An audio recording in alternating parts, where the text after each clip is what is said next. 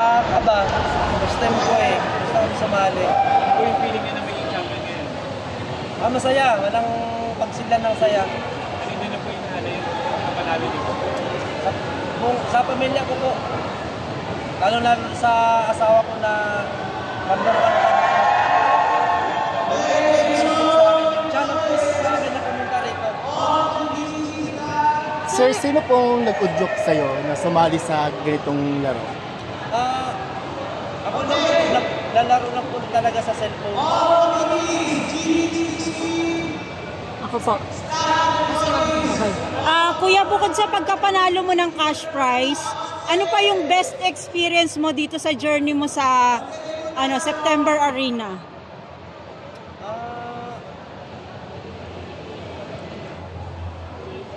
Basta po, masaya lang talaga.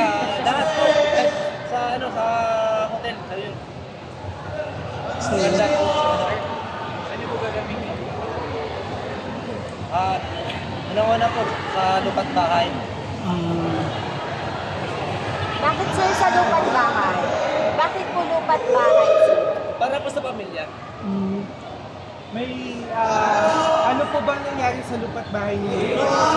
Wala kami lupat bahay. Walang sarili. Lupat bahay. Saan niyo po napag-usapan bumili? Sa ngayon, hindi pa namin napapag-usapan. Pero dito lang po ba sa Manila? Hindi ko pa alam. Pero taga saan ka, kuya? Taga-Pol po. Bohol. Ang kuya. Sa ano yung feeling mo ngayon na instant millionaire ka na? Oo. Kinakabahan po. Kinakabahan.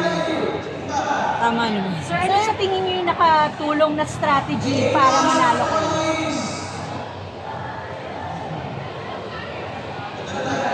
Sir, pagkatapos na ito, ano yung unang-una mong gagawin? Pag-uwi mo? Pahinga mo. Tama. Yakag niyo po ba si Mrs.? Oo, siyempre. Saka mga anak. Dalawa. Sir, ano po yung dasal niyo? Sir, ano po yung dasal niyo kaninang umaga? Ayun, nag-pray lang ako kay God na para sa akin. Salamat po talaga. Wish granted.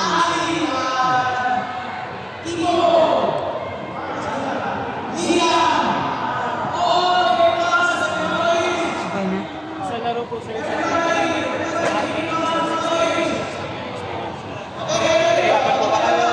Siyempre, mahirap. Kasi lahat naman kami marunong maglaro. Sinuwerte lang siguro. Siguro, Venus lang sa baraha sa card. Tama. Sir, ano na lang po yung gusto niyo sabihin sa game zone? Maraming salamat po sa binubuo ng game ko. Kung hindi po dahil sa kanila, wala pa ko rin.